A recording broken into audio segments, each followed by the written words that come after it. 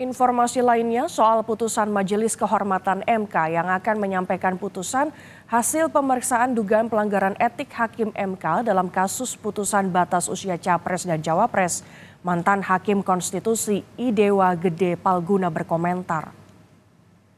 Palguna menyebut Majelis Kehormatan MK hanya akan menetapkan sanksi etik kepada Hakim MK bila terbukti ada pelanggaran.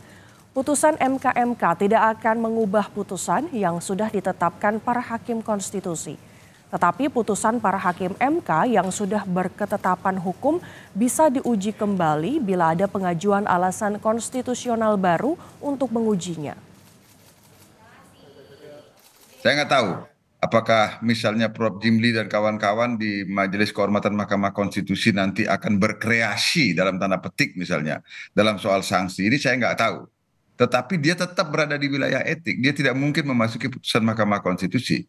Dengan kata lain, saya ingin mengatakan, putusan Mahkamah Konstitusi sesuai dengan pasal 47 Undang-Undang Mahkamah Konstitusi, bahwa putusan Mahkamah Konstitusi memiliki kekuatan hukum tetap sejak selesai diucapkan dalam sidang terbuka untuk umum, itu tetap berlaku berapapun menjengkelkannya putusan itu bagi banyak orang. Pertanyaannya, bolehkah ini diuji lagi? Boleh.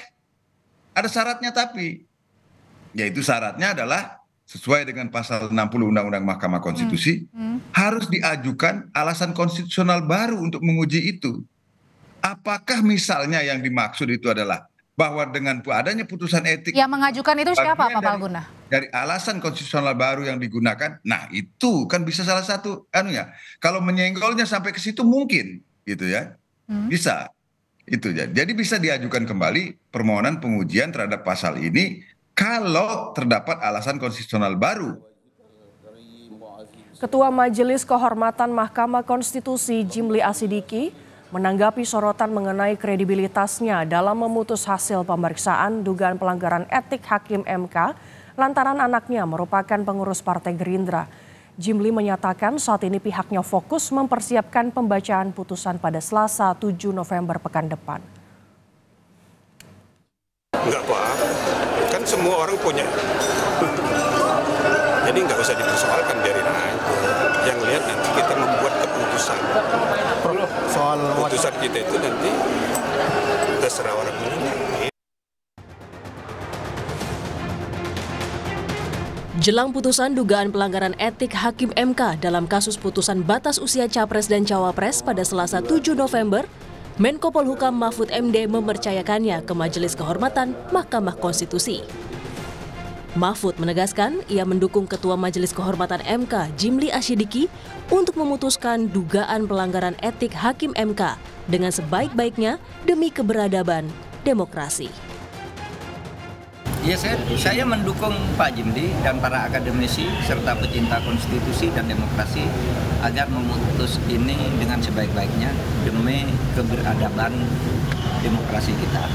Ya, agar demokrasinya itu sehat.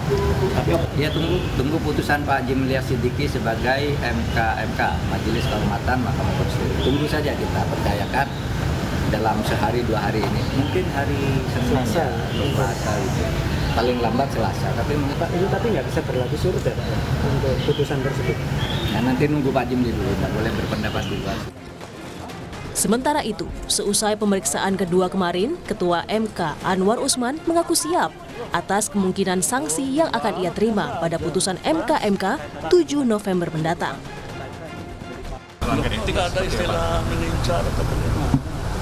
Tadi ada yang diklarifikasi dan aman juga ada putusannya atau hasil dan pihak hasil laporan musyawarah. Lagi tanggal 7 putusannya dibacakan akan siap dengan segala sanksi ataupun semua harus siap lah. Ya, oke? Terima kasih. Ya. Ketua MK Jimli Asidiki menyatakan semua bukti dugaan pelanggaran etik Hakim MK telah lengkap dan Majelis MK segera merumuskan putusan. Menjawab pertanyaan apakah putusan etik MK akan mengubah putusan MK mengenai batas usia Capres dan Cawapres, Jimli meminta publik menunggu putusan dibacakan.